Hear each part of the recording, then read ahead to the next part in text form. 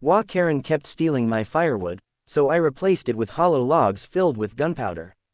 I live at the edge of a quiet little neighborhood, the kind that looks peaceful from the outside but is rotting from the inside thanks to one woman, Karen. She's the self-appointed queen of our HOA, a woman who thinks the whole world needs to live by her rules, even on private property. It all started during one of the coldest winters we'd had in years. Snow piled up like concrete, and the wind howled through the valley like a hungry wolf.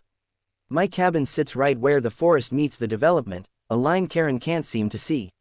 I use firewood to heat my home, freshly cut oak, neatly stacked behind my shed. It's my pride and necessity. Then one morning, I went out to grab a few logs, and half the stack was gone. At first, I thought maybe some teens had taken it, or maybe a neighbor ran out and planned to replace it later. But then I saw it. Boot prints, small, neat, patterned. And there was something else, a trail leading right across the snow-covered path, to Karen's house. Now, I could have just gone and asked. But with Karen, that never works. She's the kind of woman who'd turn it around on you, accuse you of harassment, and report you to the HOA board she basically controls. So I kept quiet, for now. The next morning, another row of wood was missing. The boot prints were back. I set up a small motion camera behind the woodpile. That night, I sat by the window with a cup of coffee, watching the snow fall, waiting for my little trap to do its job. Around midnight, I heard the crunch of boots. Then the faint squeak of the gate. I leaned closer to the monitor. There she was, HOA Karen, in her red parka and leopard print gloves, hauling away my firewood with a smug little smile on her face. I laughed, a quiet, bitter kind of laugh. It wasn't even about the firewood anymore. It was the principle. The next day, I confronted her. Karen, you wouldn't happen to know why half my woodpile keeps disappearing, would you? She smiled that saccharine smile of hers. Oh, that. HOA guidelines say you can't store firewood more than 3 feet from your structure. I was helping you clean it up. By taking it to your house. I said, it's being stored safely, she said, brushing me off. And besides, your woodpile was unsightly. We have community standards, you know. That was it. She wasn't even pretending. She was taunting me. Over the next week, she kept doing it. Every few nights, a few more logs would vanish. I even watched her once from my upstairs window. She'd glance around like a cartoon villain, load her arms full, and march back down the street like she owned the world. And then one night, as I sat there watching her smugly haul away my property, I decided I'd had enough. I wasn't going to yell.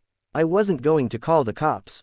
I was going to make sure she never stole from me again, and I was going to make sure she learned what it felt like to play with fire. So I started planning. I had some hollow logs left over from a woodcraft project. The cores had been drilled out, perfect for filling. I wasn't about to make real explosives. I'm not a lunatic, but I did know a thing or two about making noise. My grandfather was a hunter and used to make his own blank cartridges for scare tactics, gunpowder mixed with sawdust sealed in small paper charges. They make one hell of a pop when lit. Over a few late nights, I worked in the shed with gloves on, humming to myself while the snow whispered outside. I packed the hollow logs with just enough powder to blow apart the wood when heat touched it, not enough to hurt anyone, just enough to send a loud message. Then I stacked those hollow logs right in the middle of my pile. Easy to grab, looking perfectly normal. And then, I waited. It took 2 nights. I woke up to the distant sound of screaming. Then, a boom that echoed across the neighborhood, followed by another muffled crack and the sound of a car alarm going off. I threw on my coat and stepped outside, pretending to be half asleep and concerned.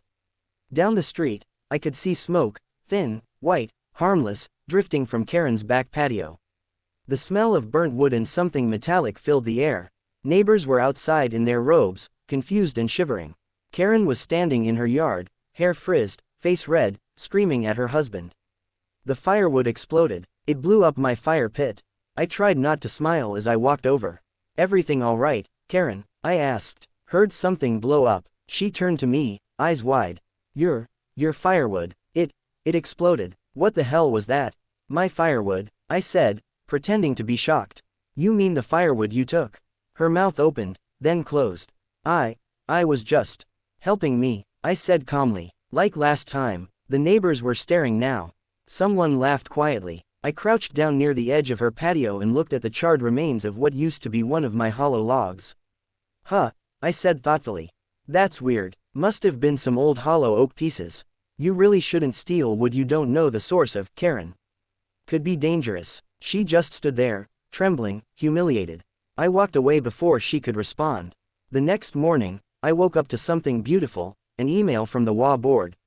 Apparently, Karen had called an emergency meeting to report me for attempted assault with fireworks. But when the board reviewed the camera footage I submitted, the video of her stealing the wood night after night, the tables turned fast. The HOA voted unanimously to suspend her as president, pending further review.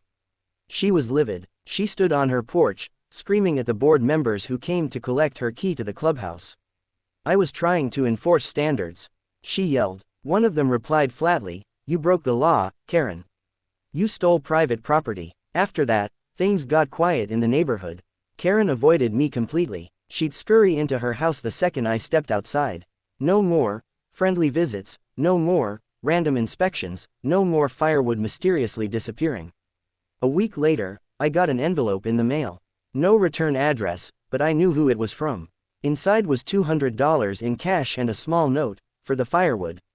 I didn't need the money, but I kept it, as a trophy. Every time I light my fireplace now, I can't help but smile a little.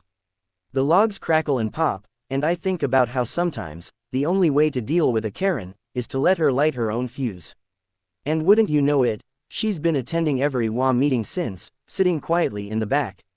Never leading, never lecturing, never touching another person's property. Guess she finally learned what happens when you play with someone else's fire.